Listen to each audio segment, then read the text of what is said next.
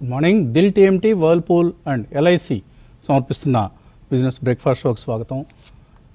Asian markets ఈ morning పాజిటివ్గా trade అవుతున్నాయి. గిఫ్ట్ నిఫ్టీ కూడా పాజిటివ్ ఓపెనింగ్ను ఇండికేట్ చేస్తోంది.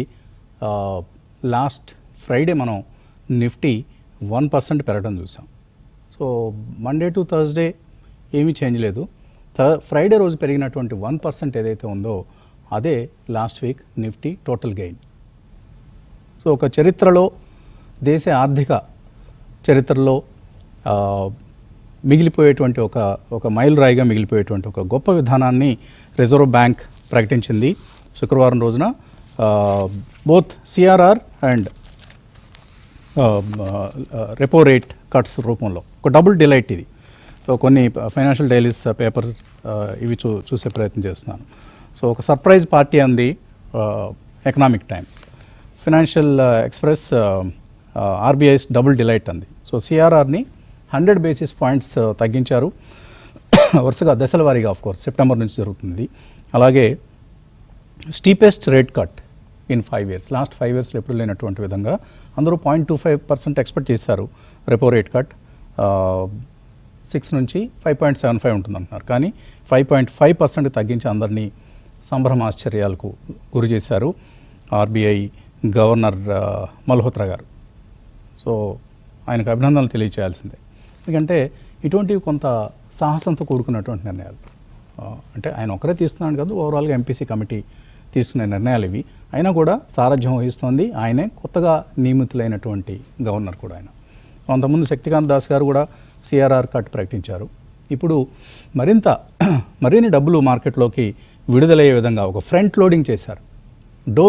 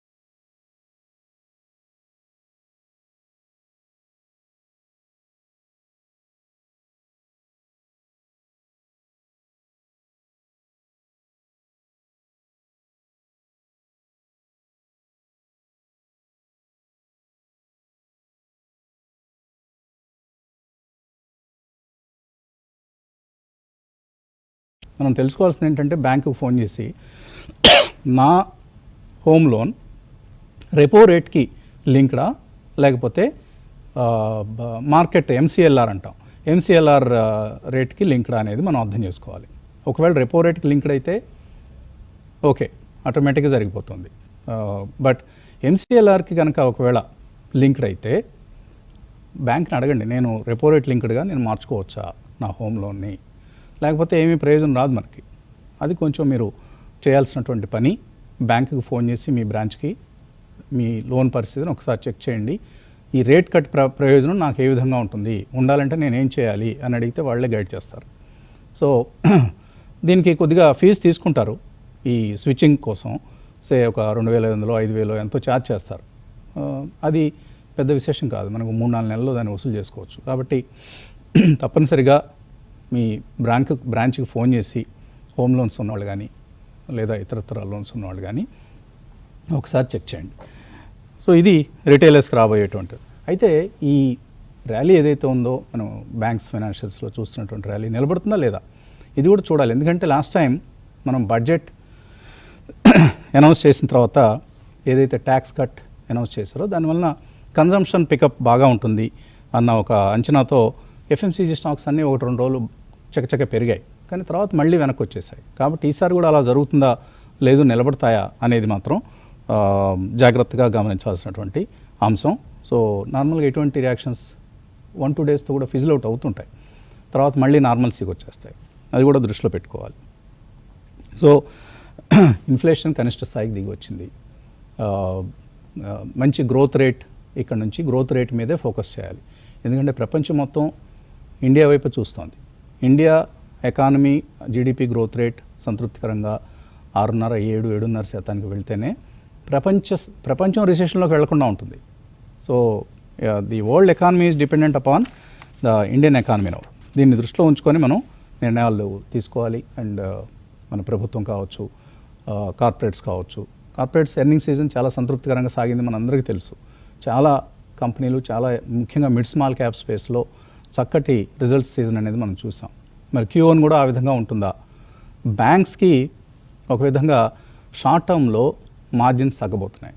ఎందుకంటే ఇప్పుడు మనం చూసాం PNB, బ్యాంక్ ఆఫ్ బరోడా ఇలాంటి వాళ్ళందరూ కూడా లెండింగ్ రేట్స్ 0.5% తగ్గించేశారు, ఆల్రెడీ నిర్ణయం తీసుకున్నారు. కానీ డిపాజిట్ రేట్ ఇంకా తగ్గలేదు. కాబట్టి డిపాజిట్ రేట్ అలాగే ఇప్పుడున్న స్థాయిలను ఉంచి లెండింగ్ రేట్ మాత్రమే తగ్గిస్తే మార్జిన్స్ క్షీణిస్తాయి.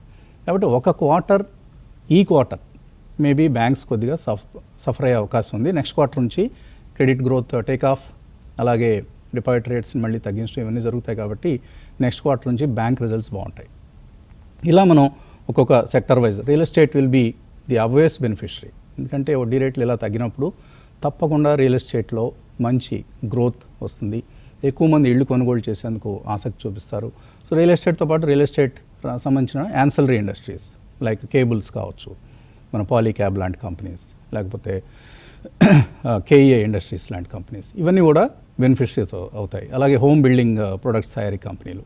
ఇలా మనం ఒక్కొక్క సెక్టర్ని మనం అనలైజ్ చేసుకుంటూ బేరీజ్ వేసుకుంటూ నిర్ణయాలు తీసుకోవాలి. ఈవెన్ ఐటీ సెక్టర్ కూడా ఒక విధంగా ఇది, ఎందుకంటే దీనివల్ల కొంత రూపీ వీక్ అయ్యే అవకాశం ఉంది. అదే కనుక జరిగితే IT industry and export oriented ఇండస్ట్రీస్కి ఇది బెనిఫిషియల్ మూవ్ అవుతుంది. బట్ ఇంపోర్ట్స్ ఎక్కడైతే ఉంటాయో అక్కడ మనకు కొంత నెగిటివ్ ఇంపాక్ట్ ఉండే అవకాశం కూడా ఉంటుంది. ఇలా మనం అనలైజ్ చేసుకుంటూ ఈ RBI పాలసీ డెసిషన్స్ని మన అనలిస్ట్తో ఇంకా ఫర్దర్ విశ్లేషణ కోసం అడుగుదాం. కుటుంబరావు ఏంటి ఓవరాల్గా ఒక బజూకా పాలసీ మనం చూసాం RBI నుంచి, దీని ఇంపాక్ట్ ఏ సెక్టర్స్ మీద ఏ విధంగా ఉండబోతోంది? క్లియర్లీ ఒక్కటండి, RBI మాత్రం గ్రోత్ ఓరియంటెడ్ గా అనమాట స్టెప్స్ తీసుకుందని చెప్పేసి మనం అనుకోవాలి.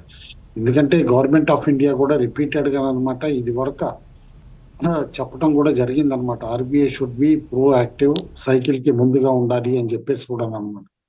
అండ్ న్యూ RBI గవర్నర్ గారు మల్హోత్రా గారు అనమాట డెఫినెట్లీ ఆ కన్సర్వేటివిజం ఏదైతే ఉందో ఇది వరకు దాని నుంచి పక్కకి తప్పుకున్నాం అనమాట. ఇప్పుడు ప్రో డెవలప్మెంట్ గా అనమాట, ప్రో గ్రోత్ గా అగ్రెసివ్ గా ఇవ్వటం చూసాం. ఇన్ఫాక్ట్ 50 basis points కట్ రావటం తోటి ప్లస్ CRR చేంజెస్ ఇవన్నీ కూడా చేయటం తోటి అనమాట మీకు లిక్విడిటీ కూడా బాగా పెరుగుతుంది. ఆ లిక్విడిటీ పెరగటం వలన డెఫినెట్లీ అనమాట క్రెడిట్ ఆఫ్ టేక్ ఇంప్రూవ్మెంట్ కూడా ఆన్ కార్డ్స్.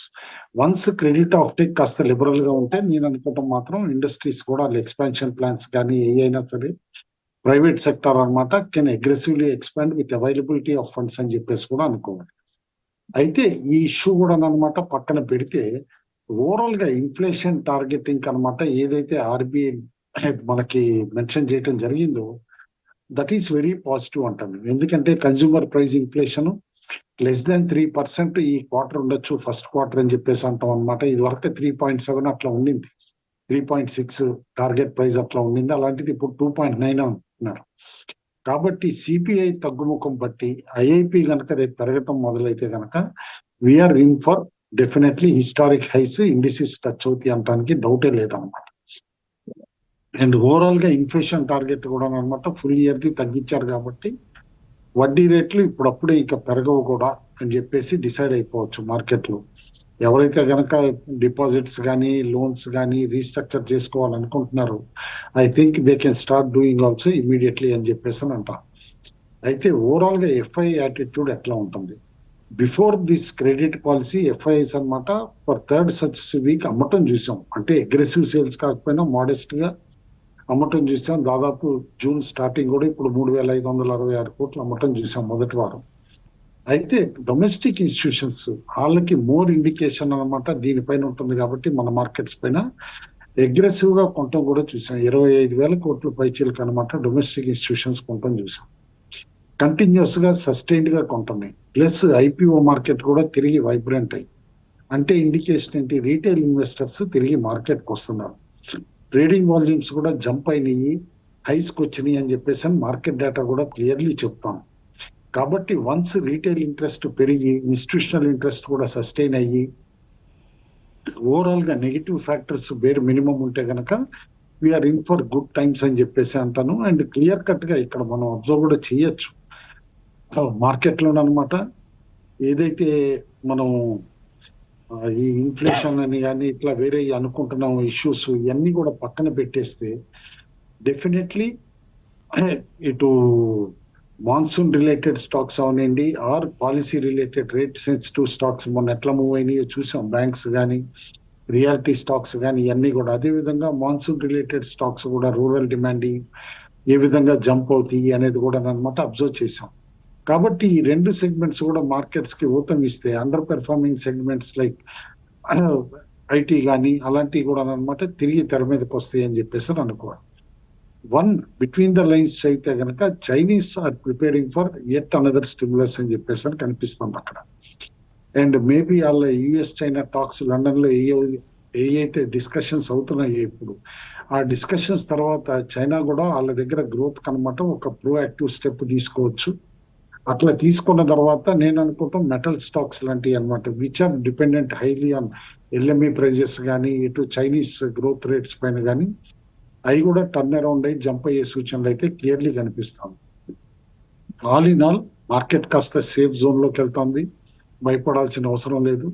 అండ్ ఏదైతే ఇప్పుడు క్రిటికల్ గా 25,000 లెవెల్ మనం అంటున్నాం 25,000 అనమాట నిఫ్టీకి బేర్లీ దానిపైన మొన్న క్లోజ్ అయినా కూడా ఇవాళ దానిపైనే గ్యాప్ అప్ కాస్త ఓపెన్ అయ్యి సస్టైన్ చేసుకుంటే కనుక 25,000 we're in for 25,300 target near term అని చెప్పేసి అని అనుకోవచ్చు. హ్యూజ్ ఓపెన్ ఇంట్రెస్ట్ కూడా క్లియర్లీ 25,500 దగ్గర కనిపిస్తుంది.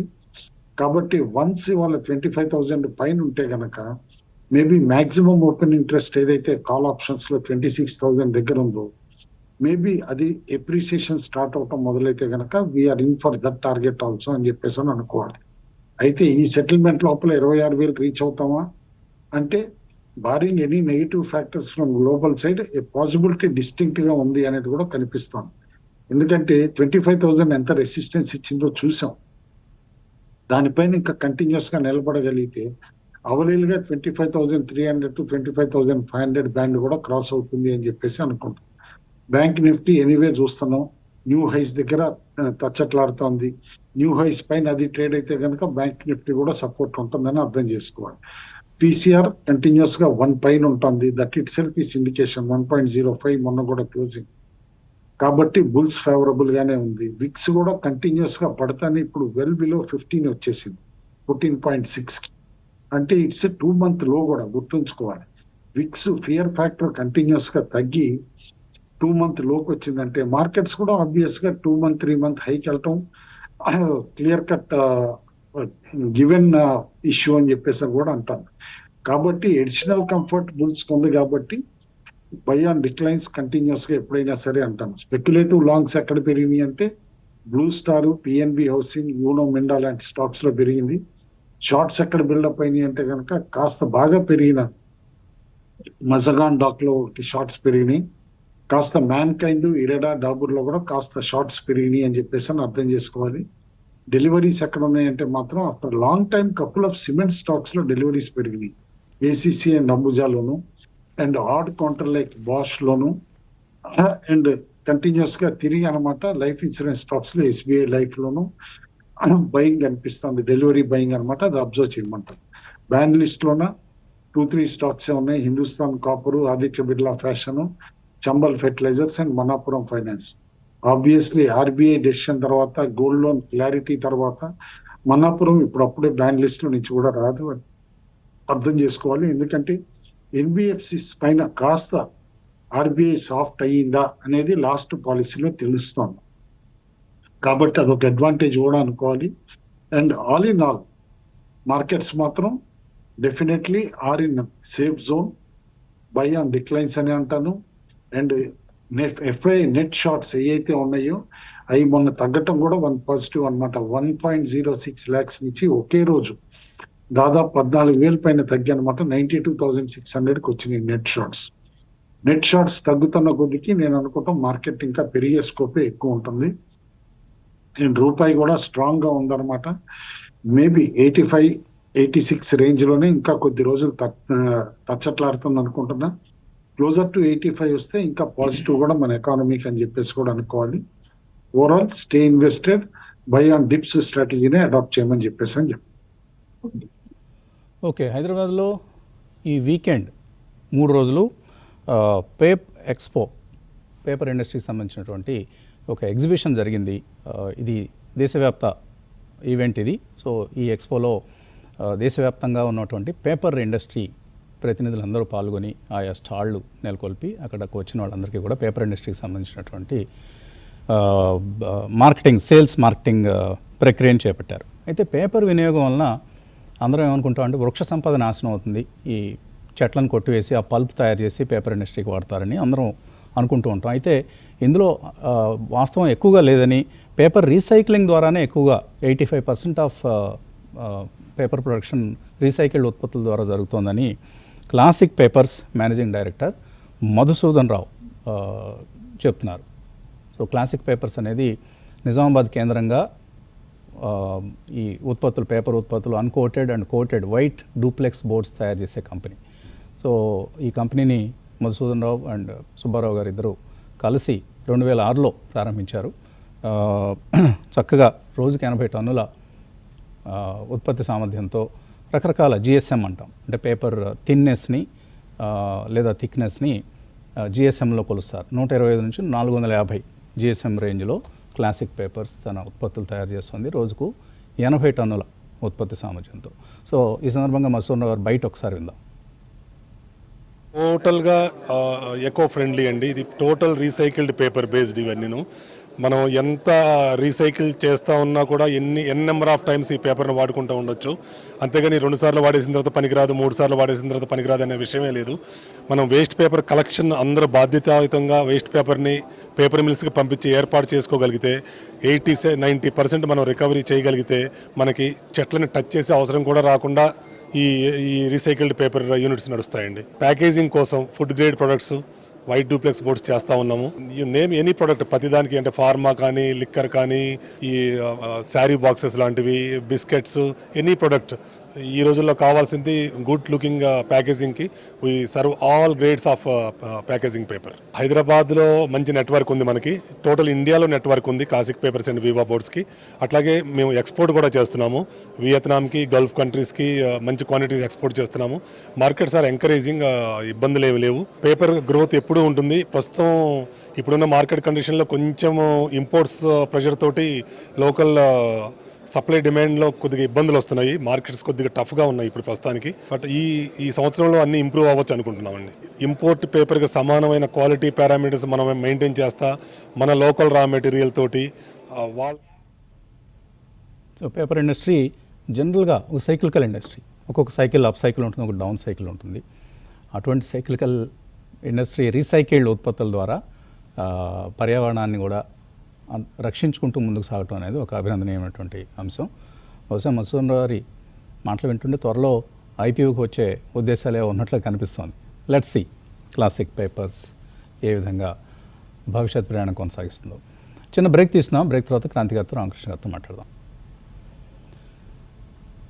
ఓకే, మార్కెట్స్లో ప్రీ ఓపెనింగ్ ట్రేడ్ ప్రారంభం కాబోతోంది. క్రాంతి గారు, ఏంటి ఇవాళ మార్కెట్ ట్రెండ్ మీద మీ విశ్లేషణ ఏంటి?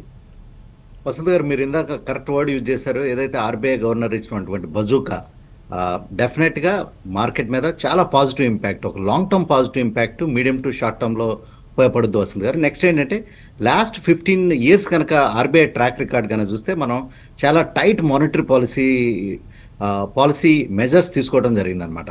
కానీ ఈసారి ఆర్బీఐ ఇంత ఓవర్ హెడ్గా ఫార్వర్డ్ లుకింగ్గా గ్రోత్ ఓరియంటెడ్గా వెళ్ళటం అనేది ఇదే ఫస్ట్ టైం అనేది చెప్పాలి. బహుశా ఒక ఎక్స్ట్రాడినరీ ఈవెంట్స్ ఉంటే కానీ ఇటువంటి ఇంట్రెస్ట్ రేట్స్ని లోయరింగ్, సిఆర్ఆర్ ప్లస్ రెపో రేట్ని తగ్గించడం, ఈ 2 మెజర్స్ తీసుకోవడం చాలా అరుదుగా చూస్తాం. బహుశా మనం చూసింది 2008లో గ్రేట్ ఫైనాన్షియల్ క్రైసిస్ అప్పుడు, నెక్స్ట్ కోవిడ్ టైంలో ఇంత అగ్రెసివ్గా ఇంట్రెస్ట్ రేట్స్ తగ్గించడం చూస్తాం. కానీ ఏంటంటే నార్మల్గా ఆర్బీఐ మానిటరీ పాలసీ కమిటీ చాలా కన్జర్వేటివ్గా ఉంటుంది, మన Indian RBI monetary policy committee అనమాట. బట్ ఈసారి ఒక గ్లోబల్ అన్సర్టనిటీని దృష్టిలో పెట్టుకుని గ్రోత్కి చాలా పెద్దపీట వేయాలి. నెక్స్ట్ ఏదైతే గవర్నమెంట్ చెప్తూ ఉందో మేము నెక్స్ట్ 5 yearsలో జీడిపిని డబుల్ చేస్తామని చెప్తున్నారో దానికి మన గ్రోత్ రేటు ఇప్పుడు ఉన్నటువంటి 6.5% సరిపోదు, దాన్ని ఇంకా కొంచెం యాక్సలరేట్ చేయాలి. సో దాన్ని దృష్టిలో పెట్టుకునే ఇప్పుడు credit growth, next cooperative support కింద ఇంట్రెస్ట్ రేట్స్ని తగ్గించడం జరిగింది. ఈ ఒక్క డెసిషన్ వసంత్ గారు నెక్స్ట్ ఫ్యూచర్లో కూడా ఏదైనా నెక్స్ట్ ఆర్బీఐ గవర్నర్లకు కూడా ఇది ఒక ప్రెసిడెంట్గా ఉండబోతుందని చెప్పడంలో ఏమీ ఆశ్చర్యం ఏం లేదు. సో దీనివలన ఓవరాల్గా మార్కెట్స్ చాలా ఒక పాజిటివ్ టర్న్ అనేది తీసుకుంటుంది. ఎందుకంటే ఈ రేట్ హైక్ మనం ఇప్పుడు రేటు తగ్గించినప్పటికీ ఈ రేట్ హైక్ ఇండియా అనగానే ఇంట్రెస్ట్ రేట్స్ ఎక్కువ అన్న దృష్టి గ్లోబల్ మార్కెట్స్లో ఉండటం జరుగుతుంది. సో ప్రస్తుతం ఈ ఫినామినా అనేది చాలా పెను మార్పులు మార్కెట్కి చాలా పాజిటివ్ కింద తీసుకోవాలి వసంత్ గారు. సో ఓవరాల్గా అయితే మార్కెట్స్ మనకి ప్రస్తుతం ఇండికేషన్ అంతా పాజిటివ్గానే ఉంది. సో త్వరలోనే న్యూ హైస్ టచ్ చేసినా ఆశ్చర్యపోవాల్సిన అవసరం లేదు. బట్ ఏంటంటే by and large stock specific action అనేది కొనసాగుతూనే ఉంటుంది వసంత్ గారు. ముందుగా బ్యాంక్ నిఫ్టీ ఆల్ టైమ్ హైకి వెళ్ళిపోయింది. నా నిఫ్టీ ఫాలో అవుతుంది.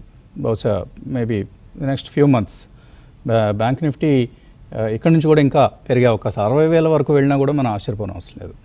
అలాగే ఈ రెపో రేట్ లింక్డ్ లోన్స్ మనం ఇందాక అనుకున్నాం, మన రెపో రేట్ లింక్డ్ లోనా ఎంసీఎల్ఆర్ లింక్డ్ లోనా అని. ఒకవేళ రెపో రేట్ లింక్డ్ లోన్ అయినా కూడా 3 months టైం తీసుకుంటారు బ్యాంక్స్ మన వడ్డీ రేట్ని రీసెట్ చేయడానికి, అంటే తగ్గించడానికి. కాబట్టి ఇప్పుడు వెంటనే అయిపోతుందని ఊహించొద్దు, ఆగస్ట్ లోపల జరిగే అవకాశం ఉంటుంది. అలాగే ఎంసీఎల్ఆర్ లింక్డ్ లోన్ అయితే నెక్స్ట్ 6 to 12 months పడుతుంది మన వడ్డీ రేటు తగ్గడానికి, మన లోన్ మీద ఉన్నది. మనం కొద్దిగా వెంటపడాల్సిందే, బ్యాంకులు వెంట పడుతుంటేనే వాళ్ళు కూడా నిర్ణయాన్ని త్వరగా తీసుకుంటారు. రామకృష్ణ గారు, మంచి పాజిటివ్ గుడ్ మార్నింగ్, మంచి పాజిటివ్ ఓపెనింగ్ అయితే కనిపిస్తుంది. ఎలా ట్రేడ్ చేయాలి ఈరోజు? సో మార్కెట్స్ ఆర్బీఐ డెసిషన్ తో మంచి ర్యాలీస్ ఫ్రైడే జరపడం చూసామండి. ఆల్మోస్ట్ మనకి 1% ప్లస్ మూవ్స్ అనేవి నిఫ్టీ, బ్యాంక్ నిఫ్టీలో కనిపించాయి. పర్టికులర్ గా బ్యాంక్ నిఫ్టీ అయితే అసెండింగ్ ట్రయాంగిల్ ని క్రాస్ చేసుకుని పైన క్లోజ్ అయింది. సో ఆల్ టైమ్ హైని మళ్ళీ రాయటం జరిగింది అనమాట. సో ఓవరాల్ గా మనము లాస్ట్ ఫ్యూ డేస్ నుంచి చెప్పుకుంటూనే ఉన్నాం, హైయర్ లోస్ ఫామ్ చేస్తూ ఉంది కానీ హైస్ రావటం లేదండి. కానీ అది మొన్న ఈ అసెండింగ్ ట్రయాంగిల్ బ్రేక్అవుట్ తో క్లియర్ గా బ్యాంక్ నిఫ్టీ అయితే పైకి రావడం చూసాం. మొత్తం మీద ఒక బుల్లిష్ వాతావరణం అనేది కొనసాగుతూ ఉంది లాస్ట్ ఫ్యూ సెషన్స్ నుంచి. లాస్ట్ 3 సెషన్స్ నుంచి మార్కెట్ పెరగడం చూసాం. అట్లాగే ఎఫ్ఐస్ డిఐస్ కంటిన్యూస్ గా మనీ పోర్ చేస్తూ ఉన్నారు మార్కెట్ లో. ఆల్మోస్ట్ ఫ్రైడే కూడా 10,000+ క్రోర్స్ వాళ్ళు ఇన్వెస్ట్ చేయడం జరిగింది. సో మొత్తం మీద మనం చూస్తే ఎఫ్ఐస్ కొంచెం ఈ పర్టికులర్ ఇయర్ లో కూడా ఇయర్ టు డేట్ కొంత అమ్మకాలు జరిపినప్పటికీ డిఐస్ మాత్రం 3 lakh crores ఇన్వెస్ట్ చేయడం జరిగింది. సో డిఐఎస్ అంటే రిటైల్ ఇన్వెస్టర్ పార్టిసిపేషన్ కూడా మనం కలిపి చెప్పుకోవచ్చు, వాళ్ళ గ్రూప్ లోనే ఉంటారు కాబట్టి. ఇంకా టెక్నికల్ గా చూస్తే ఆర్ఎస్ఐ క్రాస్ ఓవర్ కానీ ఎంఎస్ఐడి హిస్టోగ్రామ్స్ అవన్నీ ఇంప్రూవ్ అవటం కానీ ఇవన్నీ కూడా పాజిటివ్ అంశాలుగా మనం చెప్పుకోవచ్చు నిఫ్టీకి, బ్యాంక్ నిఫ్టీకి. అట్లాగే ఇంకా రెసిస్టెన్స్ పరంగా చూస్తే 25,200, 300 అనేది 78.6% పిప్ రిట్రేస్మెంట్స్ గా ఉన్నాయి. సో అక్కడ దాకా మార్కెట్స్ కొంచెం స్మూత్ గా ట్రావెల్ చేసే అవకాశాలు కనిపిస్తున్నాయండి టెంపరీగా. దాని తర్వాత అది మూవ్ అయితే మాత్రం మళ్ళీ ఆల్ టైమ్ హై ని టార్గెట్స్ చేసే అవకాశాలు చాలా క్లియర్ గా ఉన్నాయి. సపోర్ట్స్ వచ్చేటప్పటికి 24,800 అలాగే 24,700 అనేది ఇప్పుడు ఇమీడియట్ సపోర్ట్స్ గా నిఫ్టీ కనిపిస్తున్నాయి. ఇంకా బ్యాంక్ నిఫ్టీ విషయానికి వస్తే బాలింజర్ బ్యాండ్ హైని కూడా క్రాస్ చేసుకొని పైన మన క్లోజ్ అయింది. సో ఆర్ఎస్ఐ క్రాస్ ఓవర్ కానీ ఎంఎస్సిడి ఇంప్రూవ్మెంట్ కానీ అలాగే జీరో లైన్ అంటే ఎప్పటి నుంచో జీరో పైనే ఉంది. అట్లాగే క్లోజింగ్ రికార్డ్ హై కాబట్టి నో గ్రావిటీ జోన్ లో ఉన్నట్టు కూడా మనం చెప్పుకోవచ్చు. సో బ్యాంక్ నిఫ్టీ ఇంకా ఫర్దర్ గా అప్ మూవ్ చేసే అవకాశాలు చాలా క్లియర్ గా కనిపిస్తున్నాయి. సో ఓపెన్ ఇంట్రెస్ట్ పరంగా చూసినా కానీ రైటింగ్ అనేది ఎక్కడో 58,000 కాల్ దగ్గర హైయెస్ట్ రైటింగ్ అనిపిస్తుంది బ్యాంక్ నిఫ్టీలో. అట్లాగే పుట్ సైడ్ చూస్తే 56,500 అంటే ఎక్కడైతే బ్యాంక్ నిఫ్టీ ఉందో మన క్లోజ్ అయిందో ఫ్రైడే అదే ప్రైస్ పాయింట్ దగ్గర రైటింగ్ ఎక్కువ పుట్ లో ఉండటం, కాల్ సైడ్ రైటింగ్ ఏమో 58,000 ఉండటంతో మెయిన్ గా మనకి అంటే ఇంకా అప్ మూవ్ అనేది చాలా స్ట్రాంగ్ గా ఉంది. ఇమీడియట్ సపోర్ట్ అప్ మూవ్ మాత్రం ఎక్కడ అప్ సైడ్ మాత్రం రెసిస్టెన్స్ దూరంగా ఉండటంతో ఇంకా అప్ సైడ్ లెగ్స్ ఉన్నాయని మనం అర్థం చేసుకోవచ్చు. ఇంకా నిఫ్టీ విషయంలో చూస్తే 25,500 కాల్స్ అనేవి హైయెస్ట్ రైటింగ్ ఉన్నాయి. పుట్ రైటింగ్ వచ్చేటప్పుడు 25,000 రైటింగ్ ఎక్కువగా కనిపిస్తుంది. సో మొత్తం మీద ఒక 500 పాయింట్స్ బ్యాండ్ అనేది నిఫ్టీలో కూడా కనిపిస్తుంది. సో మొత్తం మీద బై అండ్ డిప్స్ మార్కెట్ అండి. సో ఏమాత్రం మనం ఇచ్చిన సపోర్ట్స్ దగ్గరికి మార్కెట్స్ వచ్చినా any dip moving averages touch చేసి మళ్ళీ పైకి వెళ్తున్న తరుణంలో అలాంటి టైమ్స్ లో బై చేసుకోవచ్చు.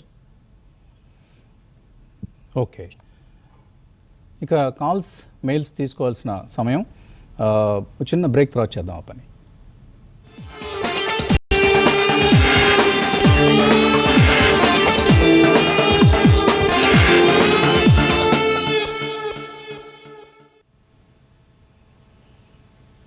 సో ప్రీ ఓపెన్ ట్రేడ్ 157 పాయింట్ల లాభంతో క్లోజ్ అయింది. 25,160 దగ్గర నిఫ్టీ, బ్యాంక్ నిఫ్టీ, సెన్సెక్స్ కూడా స్ట్రాంగ్గా క్లోజ్ కావడం చూస్తున్నాం. బ్యాంక్ నిఫ్టీ 57,000 పైన క్లోజ్ అయింది ప్రీ ఓపెన్ ట్రేడ్లో. మరి కొద్దిసేపట్లో మార్కెట్స్ ఓపెన్ అవుతాయి. కాలర్స్ని తీసుకుందాం.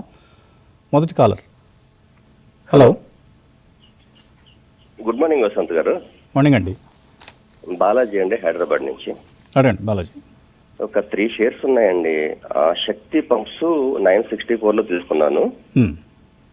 ఓరియంట్ టెక్ 440లో తీసుకున్నా. ఓకే. WPIL 638లో తీసుకున్నాను. ఇవి మొత్తం లాస్ లోనే ఉన్నాయి సార్. అంటే ఇప్పుడు ఏమైనా యావరేజ్ చేసుకోవచ్చా లేకపోతే పూర్తిగా ఎగ్జిట్ అయిపోమంటారా? కొంచెం ఎగ్జిట్ కావచ్చా, హోల్డ్ చేయొచ్చా, యావరేజ్ చేయొచ్చా? Kutumbarao garu, Shakti pumps, WPIL, Orient technologies. WPIL అయితే మాత్రం definitely best of the times అయిపోయినాయి అని చెప్పేసి అంటానండి. ఎందుకంటే స్టాక్ కూడా హైస్ నుంచి ఎట్లా కరెక్ట్ అయిందో చూసాం. ఇప్పుడు దాదాపు 52 వీక్ లోకి 10%, 15% రేంజ్ లోకి వచ్చింది అనమాట స్టాక్. బట్ ఇక్కడ కొద్దిగా వాల్యూ ఉందని చెప్పేసి అని అంటాను. ఎందుకంటే వన్ ఆఫ్ ద లార్జర్ అనమాట ఇంటర్సెక్షన్ పంప్స్ మ్యానుఫ్యాక్చరర్ అనమాట ఇల్లు. హోల్డ్ అని అంటాను. బట్ నేను అనుకోవటం మాత్రం trading stop loss should be below 400 ఒకసారి పెట్టుకుని సేఫ్ సైడ్ ఉండటం బెటర్ అని చెప్పేసి అని అంటాను. శక్తి పంప్స్ కూడా మనం చెప్పాం, దాదాపు 1200, 1300 ఉన్నప్పుడు కూడా చెప్పాం. అనుకున్న దానికంటే చాలా స్పీడ్గా పెరిగింది స్టాక్. 400 నుంచి 1300 అయిపోయింది. ప్రాఫిట్స్ బుక్ చేసుకున్నాయి. ఇప్పుడు వెల్ బిలో 1000 వచ్చింది. But Shakti pumps has unique advantage. ఇలా ఎక్స్పోర్ట్స్ కానీ మిగతా ఇవి కూడా బాగున్నాయి కాబట్టి. అండ్ ఎప్పుడు 50 PE ఉండేది, ఇప్పుడు 32 PEకి వచ్చింది. హోల్డ్ అని చెప్పేసి అని అంటాను. ఈ లెవెల్లో అయితే అమ్మద్దు అంటాను. రిజల్ట్స్ కూడా ఓకే టైప్ రిజల్ట్స్ ఇచ్చారు మార్చ్ ఎండింగ్. కాబట్టి hold. Stop loss should be around 900 దగ్గర క్లోజర్ గా స్టాప్ లాస్ ఉండాలి. ఓరియంట్ మాత్రం మనం చూసామండి recently one of the weaker stocks కింద ఎమర్జ్ అవుతుంది అది. కాబట్టి కొంచెం అలర్ట్ గా ఉండటం మాత్రం బెటర్ అంటాను. బట్ డెఫినెట్లీ ఎనీ కమ్బ్యాక్ అనమాట ఈ న్యూ జనరేషన్ స్టాక్స్ లో వచ్చినప్పుడు ఓరియంట్ కూడా కాస్త బెటర్ అవ్వచ్చు. ఆ టైం అప్పుడు ఆపర్చునిటీ వస్తుందేమో అమ్ముకోవటానికి అనేది చూడాలి. రిజల్ట్ ముఖ్యంగా ప్రాఫిట్స్ చాలా ఫ్లాట్గా ఉన్నాయండి. క్వార్టర్లీ చూసినా ఈవెన్ ఇయర్ ఆన్ ఇయర్ కూడా మనకు మార్చ్ 2024 మార్చ్ 2025 చూస్తే 41 crores నుంచి 50 crores పెరిగింది ప్రాఫిట్ అంతే. సరే టాప్ లైన్ గ్రోత్ కొంత కనిపిస్తుంది. చూడండి ఇంకా 1 or 2 quarters టైం ఇస్తే ఏమైనా ఫలితం ఉండొచ్చు, మీ ప్రైస్ వచ్చే అవకాశం ఉంది ఓరెంట్ టెక్నాలజీస్లో. మరో కాలర్ లైన్లో ఉన్నారు. హలో సార్ నమస్కారం అండి. నా పేరు రామ్మోహన్ రావు అండి, హైదరాబాద్ నుంచి. నమస్తే అండి, అడగండి. సార్ మరి నవీన్ ఫ్లోరా ఉన్నాయి సార్. నవీన్ ఫ్లోరా ఒకటి, నవా ఒకటి ఉన్నాయండి. రిలయన్స్ పవర్ ఉన్నాయా? లేవు sir. Naveen flora, Naveen fluorine fluoride అదొకటి. నవా ఇండస్ట్రీ, నవభారత్ నవా. ఏ ప్రైస్లో కొన్నారు ఇవి? ఇది 4200 కొన్నాను నవీన్ ఫ్లోరా. ఓకే. నవా అయితే 450 ఆ రేంజ్లో కొన్నానండి. ఇది చెప్పండి సార్ కొద్దిగా. కుటుంబంలో ఏంటి నవీన్ ఫ్లోరైన్ హోల్డ్ చేయొచ్చా? 100% హోల్డ్ చేయొచ్చండి. రీసెంట్లీ స్టాక్ కమ్బ్యాక్ అయ్యి 52 వీక్ హై కూడా టచ్ అయ్యి మార్జినల్లీ కరెక్ట్ అయ్యి ఉంది. అండ్ ఓవరాల్ గా ఈ స్టాక్స్ కనమాట కాస్త టైమ్స్ కూడా మారినాయి, సైకిల్ కూడా మారినాయి. స్పెషాలిటీ కెమికల్స్ లో ఎస్పెషల్లీ నవీన్ ఫ్లోరో, ఎస్ఆర్ఎఫ్ ఇలాంటి స్టాక్స్ అన్నిటికి కూడా అనమాట హోల్డ్ అని అంటాను. స్టాక్ నేను అనుకోవటం 5200 5300 లెవెల్స్ కి ఈజీగా టచ్ అయ్యే సూచనలు ఉన్నాయి జూలైలో అనమాట. ఎందుకంటే వన్స్ జూన్ రిజల్ట్స్ పాజిటివ్ గా వస్తే స్టాక్ 52 వీక్ హై ఊరినే క్రాస్ అయిపోతుంది. నవా చూసాం కాస్త బైబ్యాక్ అదంతా కూడా కంప్లీట్ అయిన తర్వాత అనమాట స్టాక్ అరౌండ్ 500 దగ్గర ట్రేడ్ అవుతుంది. అండ్ కాస్త ఇక్కడ సబ్డ్యూడ్ గా ఉన్నా కూడా రీసెంట్లీ 480 దగ్గర నుంచి ఒక ర్యాలీ ఏదైతే 530 540కి వచ్చిందో ర్యాలీని అనమాట ఇక్కడ కన్సాలిడేట్ అవుతుంది. నేను అనుకోవటం ఆల్రెడీ ఉన్న స్టాక్ కి అరౌండ్ 480 స్టాప్ లాస్ పెట్టుకోవాలి. ఫ్రెష్ గా ఎవరన్నా కొందాము అని అనుకుంటే కూడా క్లోజర్ టు 500 ఆర్ బిలో 500 వచ్చినప్పుడు డెఫినెట్లీ బై చేయమంటాను. నవా కూడా ఇప్పుడు చీపర్ పీఈలో దొరుకుతుంది, 34-35 పీఈలో దొరుకుతుంది. అది అబ్జర్వ్ చేయాల్సింది. ఓకే. 130 పాయింట్ల లాభం కనిపిస్తుంది నిఫ్టీలో opening trade 25,135. So bank stocks స్ట్రాంగ్గా ఓపెన్ అయ్యాయి. రికార్డ్ హై దగ్గర బ్యాంక్ నిఫ్టీ మనకు కనిపిస్తుంది. Bank Nifty is now at 56,945, fresh record high ఇది. నిఫ్టీలో కేవలం 2-3 స్టాక్సే మనకు నష్టాలతో కనిపిస్తున్నాయి. మిగతా స్టాక్స్ అన్నీ కూడా లాభాలతో ఉన్నాయి. బ్రెడ్త్ చాలా పాజిటివ్గా ఉంది. 1840 316. ఎన్ఎస్సిలో 1840 స్టాక్స్ లాభాలతో, 316 స్టాక్స్ నష్టాలతో ఓపెన్ అయ్యాయి. Hyundai Motors, Maruti Suzuki auto stocks అన్నీ స్ట్రాంగ్గా ఓపెన్ అయ్యాయి. Hyundai Motors is the top gainer among the auto companies. ఇవాళ దగ్గరగా 2000 రూపాయల దగ్గరకు వచ్చేసింది. లిస్టింగ్ తర్వాత బహుశా బాగా లాభపడిన రోజు ఇదే కావచ్చు. Hyundai Motors credit policy, credit ఇవ్వాల్సింది క్రెడిట్ పాలసీకే. అలాగే ఐటీ ఇండెక్స్ పాజిటివ్గా ఓపెన్ అయింది. నిఫ్టీ కూడా 25,140. నెస్లే ఇండియా ఇలాంటి 1-2 స్టాక్సే మనకు నిఫ్టీలో.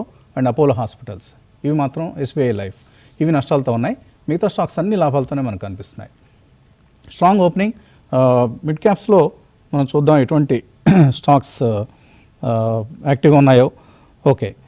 క్యాప్రీ గ్లోబల్, ఈ స్టాక్ 7.5% పెరిగింది. KPIL, IIFL finance, Nippon, Shriram finance, RBL bank అన్ని ఫైనాన్స్ స్టాక్సే కనిపిస్తున్నాయి. Bandhan bank, Sapphire foods, credit access, M&M financial, Piramal pharma, KEC international, IEX, RITES, central bank, Railtel ఇలాంటి స్టాక్స్ పాజిటివ్గా ఉన్నాయి. Aditya Birla okay. Cochin ship yard లాసెస్లో కనిపిస్తోంది around 3%. Godrej industries, Netweb technologies, data patterns, Neuland labs, MMTC, Berger paints, transformers rectifiers, Sobha ఇటువంటి కౌంటర్స్లో కొంత profit booking అనండి what ever కొంత week opening కనిపిస్తుంది. బట్ ఇన్ఫ్రా స్టాక్స్ కూడా స్ట్రాంగ్గా ఓపెన్ అయ్యాయి. రైల్టెల్ లాంటి కంపెనీస్, పిఎన్సీ ఇన్ఫ్రాటెక్ లాంటి స్టాక్స్ వీటిలో కూడా మనకు సో ఒక గ్రోత్ ఓరియంటెడ్ ఆర్బీఐ పాలసీ తర్వాత రోజున ఒక మంచి ఓపెనింగ్, స్ట్రాంగ్ ఓపెనింగ్ మనకు కనిపిస్తుంది. రామకృష్ణ గారు ఎలా ట్రేడ్ వసంత్ గారు యా కుటుంబరావు గారు. ఇప్పుడే మళ్ళీ ఒక వ్యూవర్ అడిగారు ఏది దీనిపైన శక్తి పంప్స్ పైన. కరెక్ట్. శక్తి పంప్స్ లో కూడా ఒక బ్లాక్ డీల్ అయి మార్నింగ్ 7.5% పెరిగింది మార్నింగ్. ఓకే. అదొక అబ్జర్వేషన్.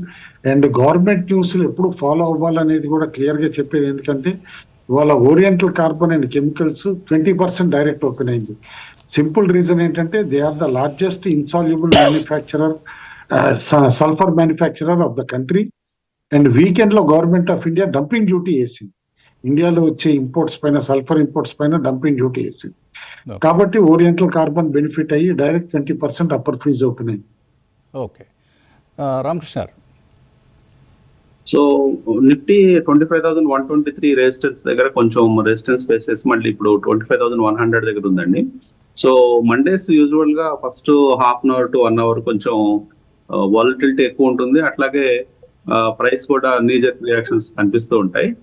సో అది 25,043, 25,040 ఆ ప్రాంతాలకు వచ్చినా బై చేయొచ్చు. లేదు డెసివ్ గా 25,130 దాటి ఒక 15 minutes కనుక హోల్డ్ అయితే లాంగ్ అటెంప్ట్ ట్రై చేయొచ్చండి నిఫ్టీలో. Okay.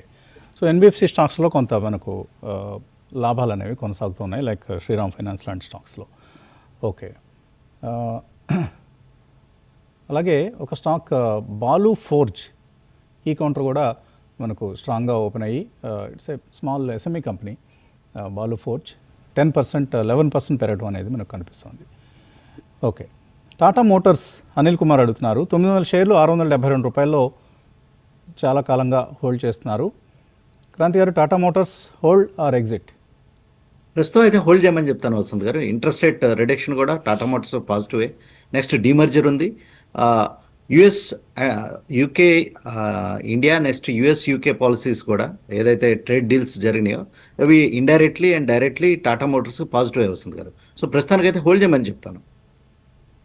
Okay. Shankara building products కూడా 12% పెరిగింది.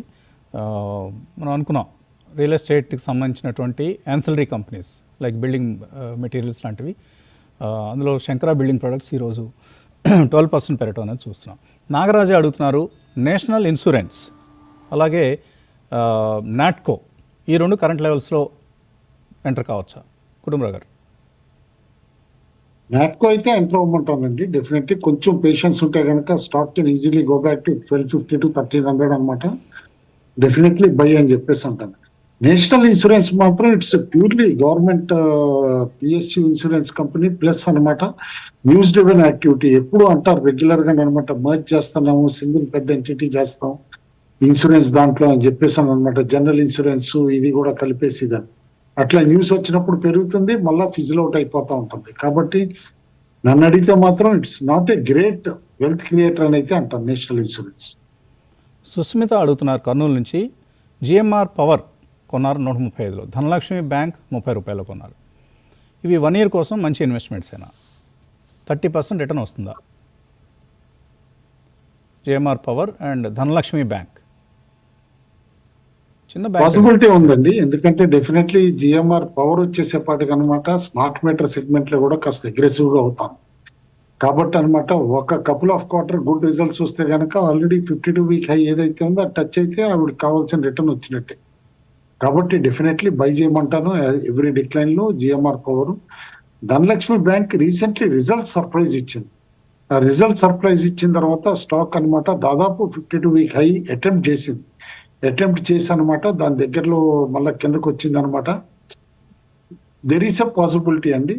Both the stocks can give 30% return in 1 year time frame. Okay. తర్వాత మెయిల్ సెయిల్ గురించి అడుగుతున్నారు సునీల్ రాజమండ్రి నుంచి. సెయిల్ 5% లాస్లో ఉన్నారు. హిందుస్థాన్ కాపర్ 30% లాస్లో ఉన్నారు. ఈ రెండు హోల్డ్ చేయొచ్చా లేదా?